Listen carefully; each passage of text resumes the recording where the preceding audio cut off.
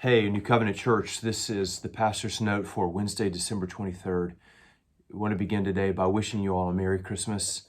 And my family and I are praying for you if you're traveling, praying for safe travels, praying especially that your time with your families will be just joyful. We need that this year, don't we? And so look forward to worshiping with you this coming Sunday. I want to share with you briefly from Hosea chapter 11. This is an important passage for us, especially as we think about the birth of Christ. Matthew quotes from Hosea chapter 11, verse 1, "Out of Egypt I called my son." In Matthew 2:15, when the Holy Family fled from Israel to Egypt. So he quotes from Hosea 11:1, but I don't want to look at that verse with you. I want to read to you verses 3 and 4 of Hosea chapter 11, where Hosea says, "Yet it was I who taught Ephraim to walk. I took them up by their arms, but they did not know that I healed them.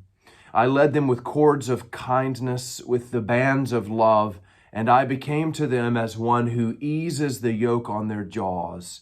And I bent down to them and fed them."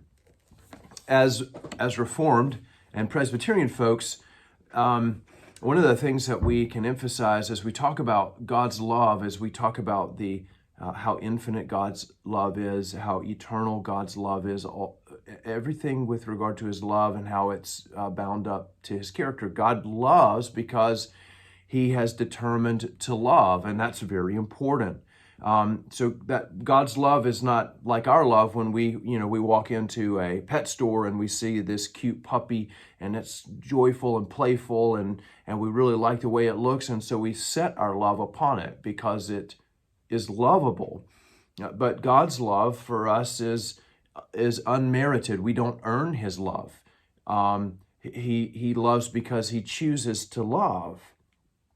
But I think one of the unintended effects of that doctrine, which is true, is that God's love can become maybe cold and an impersonal kind of a love. And that's why it's important when we look at Hosea chapter 11, verses 3 and 4 and other places in Hosea, that he shows that God's love is not just an act of will, but God's love is also an affectionate love. And so in verses 3 and 4, the Lord chooses the imagery of a father teaching his son to walk to illustrate his love to Israel and to his people in general. We notice that he's the one who taught Ephraim to walk. He's the one who, you think of a father patiently helping his son as he limps along, guiding him. He says, "I led them with cords of kindness and with bands of love. I became to them as one who eases the yoke on their jaws." Sometimes the cattle, they would pull the yoke back to make it easier for the cattle to walk along and eat. "I bent down to them and fed them." Never forget that God's love is an affectionate love. It's a fatherly type of affection for you. It is such a deep and a profound affection that he bends down to you. He comes down. And so think at Christmas, how does God bend down? How has he come down? Well, he comes down in the person of his son to bring peace, consolation, and redemption to his people. Folks, reflect on the affection of your Father in heaven as you celebrate Christmas with your families. I look forward to worshiping with you this Sunday. God bless you. I love you all. See you next time.